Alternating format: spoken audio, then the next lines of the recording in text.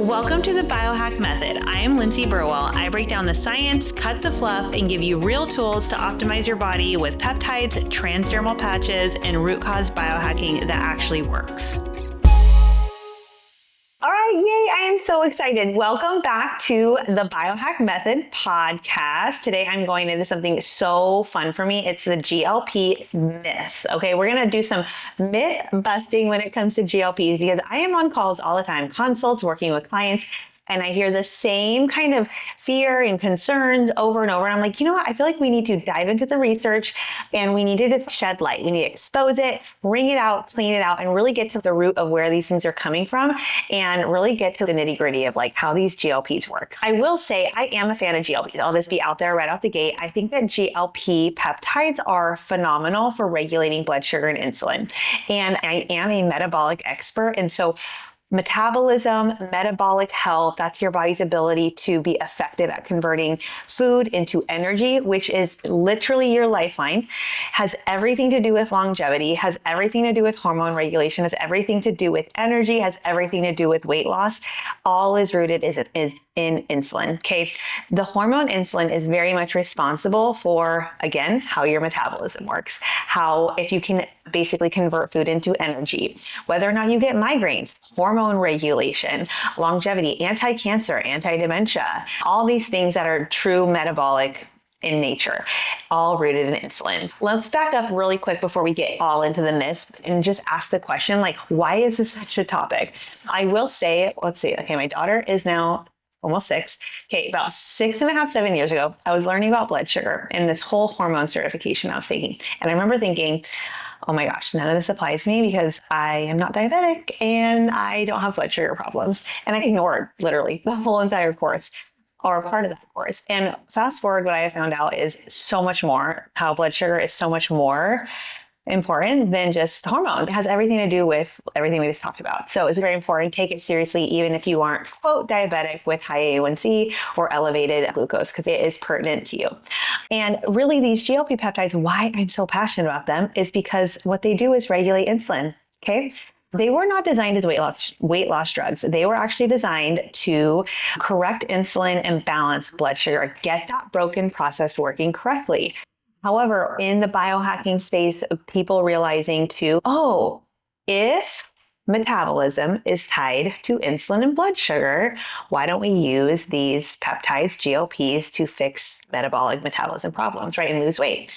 So that's really where some of the popularity and the hype came in, and people were losing weight on them. People went crazy, right? And what was it, 2020, 2022? People just went absolutely crazy on these peptides and gave it a bad name. Then all of a sudden there are all these smear campaigns and like fear tactics of this could kill you and gastroparesis and blindness and thyroid problems. So that's where a lot of the fear comes in, is because of that huge outburst where people were taking so much of it. They weren't guided.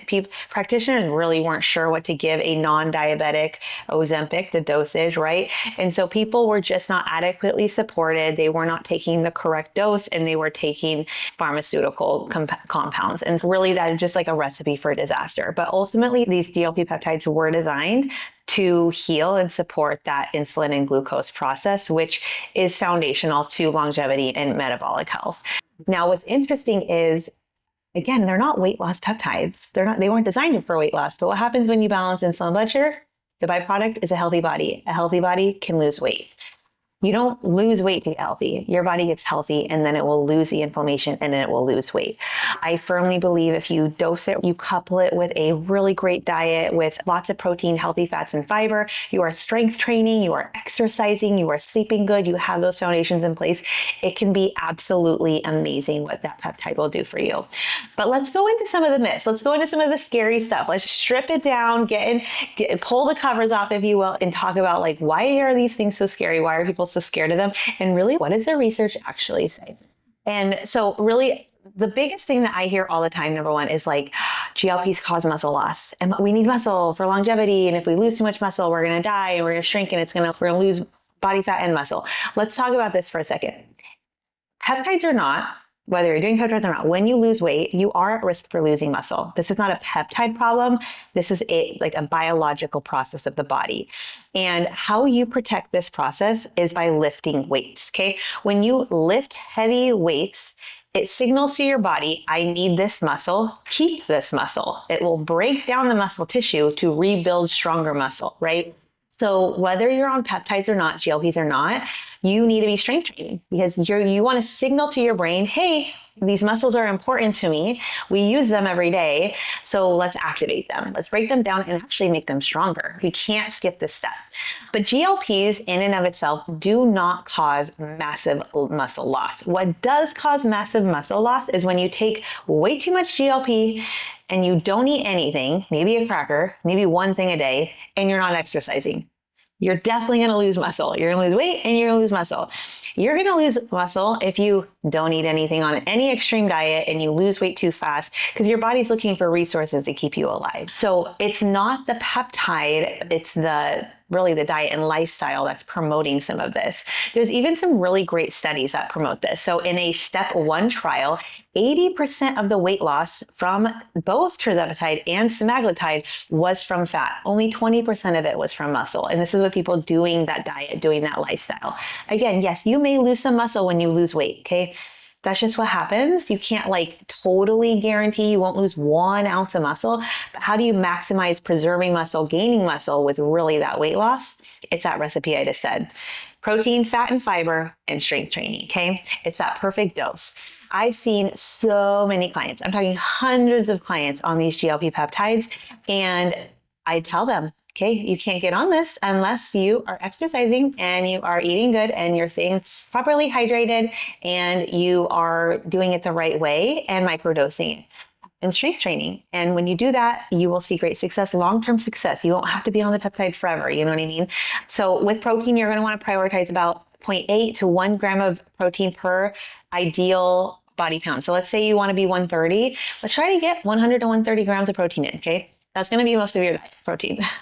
Lift some heavy weights, lots of heavy weights. Don't be scared. If you've never lifted a weight, start at 5 pounds, then go to 10, then go to 15. Really avoid that crazy crash loss. You don't want to lose 10 pounds in a week. That would be a lot. That'd be a little stressful on your body. You probably will lose muscle. But that 2 to 5 pounds a week, 1 to 5 pounds a week, perfect. Okay. With that diet, with that lifestyle. I have my own personal testimony on this one. So I have microdosed GLPs. I am the strongest I've ever been. And there's more actually I'm going to share about my bone density, all that good stuff. But I promise you, if you do it the right way, you will not just wither away of muscle. You just really need to be doing it the right way. Okay, let's talk about blindness. So I actually had someone can GLPs make me blind? That does sound super scary. So let's look at some studies, okay? In this same 6 study, 6 small kind of subset of people with advanced diabetes temporarily lost vision when they were on GLPs. And here's why. If you have already very high elevated blood sugar, and you take a large dose of GLPs and it drops your blood sugar really fast. I'm talking whoop, that could cause blindness. Okay, that could be a problem. So for non-diabetics though, or people without severe pre-existing eye diseases, no increased blindness risk was identified on this study. So really, again, we got to peel those layers back on some of the smear campaigns to see, is this someone with diabetes? Is this a normal person that doesn't have diabetes? Look at the data, read the research, don't just read the title. If you do have diabetes too, for sure, work closely with a provider. Be working with a doctor to closely monitor your dosing, closely monitor your blood sugar, your symptoms. As with anybody, full disclosure, I'm not clearly a doctor. I'm just sharing this based on my research, my education, and my experience working with clients and using these peptides myself. Okay, another myth that I get a lot is, will these peptides cause kidney or liver damage? Okay, let's look at this because this to me is false. It will not do that. In fact, GLPs may be even protective over liver and kidney. So I'm going to read this study. The FLOW trial actually showed that semaglutide reduced major kidney events by 24%. And then a meta-analysis showed 18% lower kidney failure and 20% lower all-cause death lowered by GLPs. And then on the liver side, okay, another study, STEP 1 and SURPASS 3 and lean trials all showed reductions in fatty liver and even reversal of NASH, that is non-alcoholic fatty liver disease. So that's a combination of fat, inflammation, and scarring. So here's why. NASH, liver inflammation, is stored glycogen. Stored glycogen is from excess glucose in the body. So when you are on these GLP peptides and they're regulating glucose, they're balancing insulin, and they're clearing out glycogen, this is very liver supportive. Okay. So my perspective on this in the GLPs is that they're really doing way more than weight loss. Again, they are actually reversing metabolic stress that drives organ damage. It is so powerful. Again, doing it the right way, the right dose, with the right diet and the right nutrition and the right exercise program, it is a chef's kiss. Here's another myth. GLPs lead to bone loss. People come to me and they will say, oh my gosh, I don't want to lose bone density. I've heard it can cause osteoporosis, and you'll get osteoporosis if you lose weight. GLPs are doing this. And so again, total myth based on research. So let's look at these studies, peel back some of these layers. With the research that's out there, there is really no indication that the GLP specifically is increasing risk of fracture or bone density loss. Really, what's happening is it's the extreme caloric restriction that causes bone risk, okay? And again, not lifting weight. So this is not a peptide issue, this is a user problem. If you are on a high dose of GLPs and you're not exercising and you're losing a lot of weight and you're not eating, you become depleted. You have nutrient depletion and your body will start pulling those nutrients from your bones. And so that's what causes bone loss. It's not from the peptide, it's from the user not living the right diet, lifestyle, exercise. So what's also very fascinating is not just do GLPs not cause bone loss, but they actually have protective and bone forming effects. They form bones. So it's again, there's a right way to do things and there's a wrong way to do things in anything in life, whether you're on a peptide or off, doing any kind of diet. That's why doing things the right way, let this be a tool, let it be a vehicle, let it be something powerful for you, and you're tapping into regenerative therapy to move you forward and move you along, but you're not just using it like a crutch and withering away, okay? We don't want that. We want long-term results, feeling amazing, feeling incredible. Myth number 5. Myth number 5 is that GLPs cause gastric issues and gastroparesis. This is where literally your intestines snap and break and stop working. The internet literally will say that these drugs paralyze your stomach. So here's the reality. GLPs do slow digestion, okay? They slow gastric emptying, and that's really one of the big mechanisms of them to help you feel fuller longer. But will it actually create lasting gastroparesis? It's very rare and it's usually reversible. And it's likely in scenarios where people, again, are taking way too much. That's why the lowest effective dose and titrating in slowly is so important and so powerful, because you're not just flooding the system with GLPs that you don't even know how you're going to act and respond to. I will say I was really nervous about this because I've always had, my gut is like my Achilles tendon. Okay, I don't want to flare up my gut when already I'm sensitive to things. I don't want to feel like things are moving through me slower. That just sounds awful, right? So I'll tell you my journey with peptides. I'm just going to share it right here. I started with microdosing GLP-1s. I just wanted to try it. I didn't really have a weight loss goal. I felt pretty fine. I did a lot of healing, a lot of metabolic healing and blood sugar healing on its own, but I just wanted to try it, especially because I was coaching clients on it and I offered it as a service to my clients. And I tried it, and I did a very small dose, and I will say I ate very easy to digest meals. So I didn't take a large dose and then go to In-N-Out Burger or Applebee's, right? I had my dose, I ate easy to digest foods because I knew things were gonna be moving slower. I took a digestive enzyme, a probiotic. I really listened to my body intuitively of what it was feeling, how it was doing, and not intentionally overdoing it. And what I experienced when I microdosed with semaglutide was slower digestion, not in a painful respect, but more of just not hungry, really. I just felt full for a great amount of time, but not overfull, not overstuffed. So I think there's a right and wrong way to do it for sure. For Tirzepatide, I had no fullness issue, just no cravings for sugar and sweets.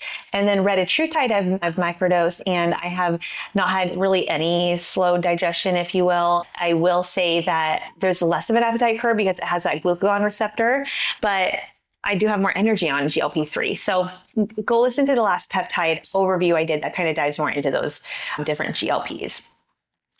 Okay, let's go into this next one. So this next myth that GLP-1s cause hair loss, okay? Let's talk about hair loss. What causes hair loss? Hair, skin, and nails are a secondary function of the body. Okay. So when your body is under stress, when it's micronutrient depleted, let's say it's got some internal stressors going on like pathogens, mold, candida. Maybe you have external stress, right? EMF, Wi-Fi, Bluetooth, radiation exposure. Maybe you just have some like high cortisol. Maybe you've lost weight too fast. There's so many reasons that your body could go into a restrict nutrient circulatory kind of phase because it's like there's a lot of stress and I need to reserve these for the primary functions, right? So hair, skin, and nails, secondary function, fertility, secondary function. If you are not getting all those foundations in, your body's going to prioritize those nutrients to those primary functions, the heart, the liver, the lungs, like the brain, because it wants to keep you alive. So it's okay, these nutrients I do have, I'm going to reserve here for keeping Lindsay alive. Hair, skin, nails, fertility is going to have to go. That's really what causes the majority of hair loss. It's not necessarily the GLPs doing this. Again, not a peptide issue, a user body root cause issue. People have lost hair on GLPs, and it's usually because they've lost weight way too fast and they're not getting proper nutrients in.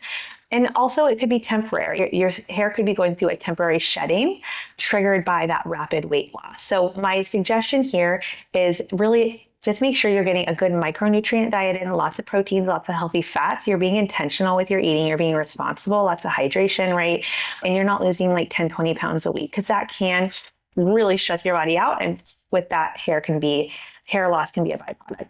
But really just a caveat, like this again can happen with any major weight loss. It's not a peptide issue.